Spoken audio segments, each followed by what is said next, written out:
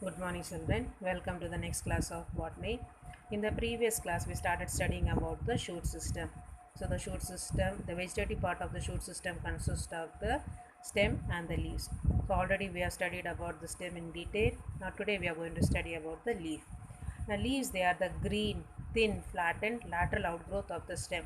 So we know the color of the leaf, it is green. They are the thin and they are flattened structure. They are the lateral outgrowths of the stem, that is they are found on the side of the stem. Leaves are the primary photosynthetic organ and the main site of transpiration. So here the leaves, they are mainly meant for photosynthesis. Photosynthesis we know, that is the leaves, the plants are the only organisms which can prepare their own food by using the sunlight. So that is with the help of the leaves. Okay, so photosynthesis is the major function of the leaf. Along with that, it also helps in transpiration. Transpiration is the loss of excess of water. So the excess of water is lost through the leaves, because in the leaves you can find the stomatas are present there. Now all the leaves of a plant together, they are referred to as the phylum. Characteristics of the leaf. Leaf is a lateral appendage of the stem. So as we know, the leaves, they are grown on the side of the stem. They develop side. Next, it is borne at the node of the stem. The leaves are borne in the nodal region of the stem. It is exogenous in origin. That is, the leaves, they originate from the peripheral cells of the stem. It has limited growth. It does not possess apical bud. Apical bud is meant for elongation. Now here there is no apical bud is found in the leaf. It has three main parts, namely leaf base, petiole and the lamina. So here you can find this is the stem. Okay, from the stem, the region where the leaf is originating, this is called the leaf base. A small stalk which is born or present on the leaf, that is called as the petiole, and this flattened structure is called as the lamina. So these are the three major parts of the leaf. A lamina of a leaf is traversed by vascular strands called the veins. So inside the leaf you can find there is a major midrib is present there. Numerous veinlets are present there. On these veinlets you can find the vascular bundles, the xylem and the phloem are present there. Next, let's study about the functions of the leaf. So functions of the leaf they perform two major functions. The functions of the leaf, they are broadly classified into primary function and the secondary functions.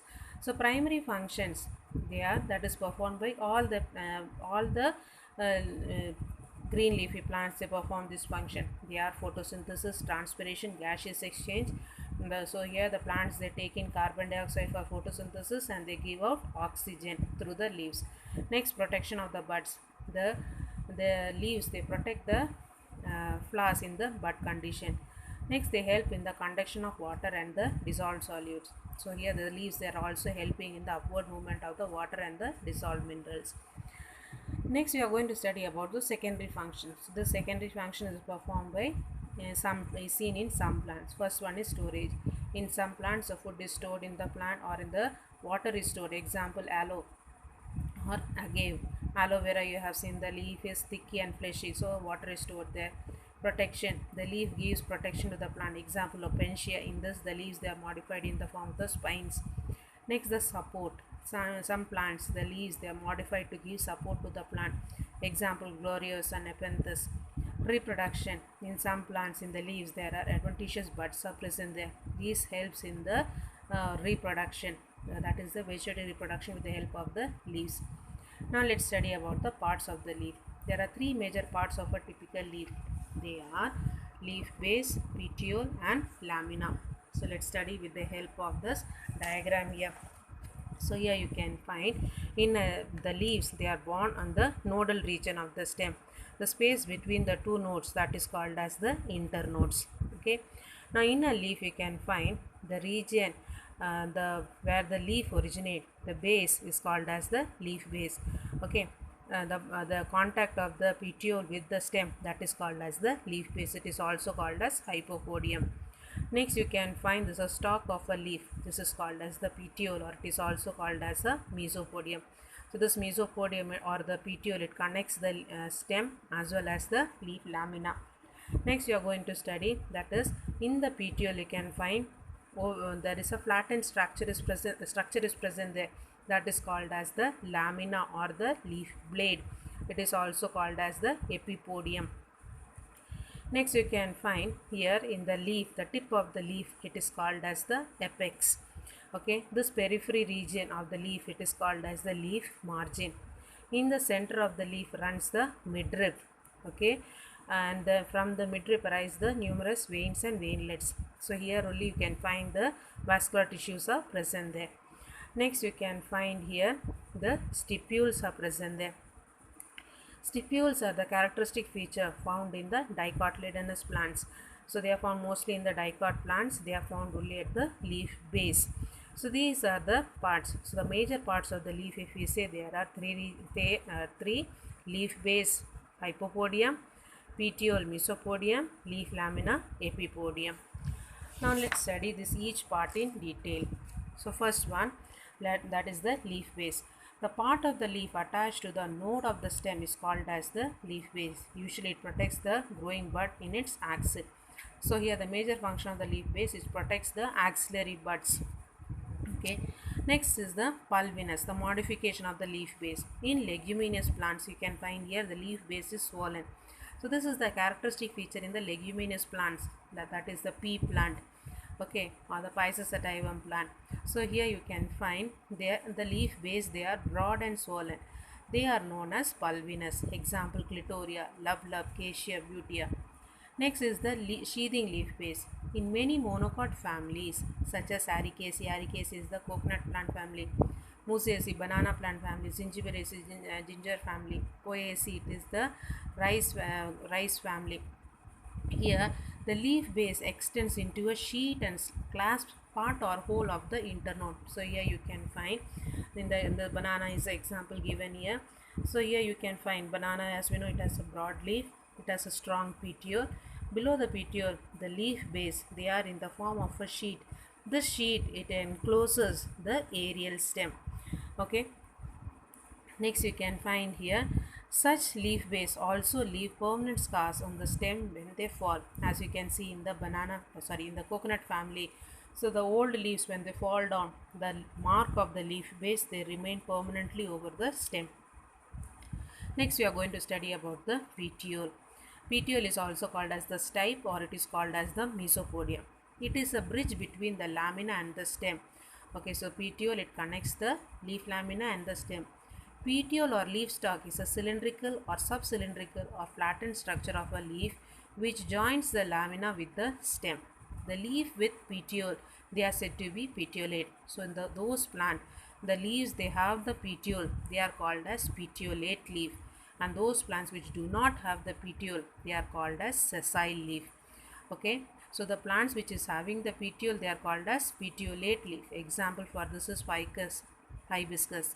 And the leaves which do not possess the petiole, they are said to be sessile leaf. Example is calotropis. Now next we will study about the third part of the leaf, that is the leaf lamina or the leaf blade. The expanded flat green portion of the leaf is the blade or the lamina. It is the seat of photosynthesis. The flattened structure, the expanded region, this is called as the leaf lamina, and the major function here, it is for photosynthesis. Next we will study, that is, they also help in gaseous exchange, transpiration, and most of the metabolic reactions of the plant. The lamina is transverse by the midrib, from which arise numerous lateral veins and their veinlets.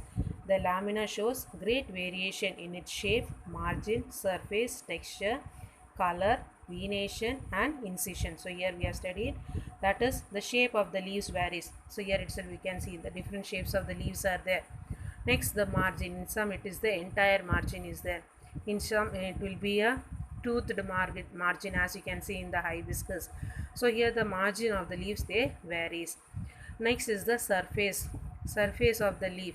In some it is the plain surface are there. In some leaves there are small hairy outgrowths are present there. Next you can find the texture. Some will be shining, some will be dull. Next is the color. Some are dark green in color, some are light green in color. Venation means the arrangement of the veins in the plant. And the next is the incision. Incision means that is the what is the margins in the leaf margin, what type of cuts are seen there, that is called as the incision. Next, already we have studied about the stipules. The stipules, they are found in the leaf base. In most of the dicotyledonous plant, as we have studied, stipule is a characteristic feature of the dicotyledonous plant. The leaf base, they bears one or two lateral appendages. They are called the stipules. The stipules are found in the leaf base. So the number of the stipules will be one or two. They will be in the either side of the petioles at the leaf base. Leaves with stipules, they are said to be stipulate. So in those leaves where the stipules are present, they are said to be stipulate, and the leaves without the stipules, they are said to be exstipulate or estipulate. The stipules are commonly found in dicotyledons. In some grasses like monocots, grasses are the monocots, an additional outgrowth is present between the leaf base and the lamina, that is called as the ligule. Sometimes small stipule-like outgrowths are found at the base of the leaflet of a compound leaf. As we have studied, a compound leaf means it will have on a rachis there are numerous small leaves are present there. So in some plants, in the leaf at the base of the leaflets, the small outgrowths are present there. Then it is called as stipules. The main function of the stipule is to protect the leaf in the bud condition. So here the function of the stipule is what? To protect the bud in the young condition.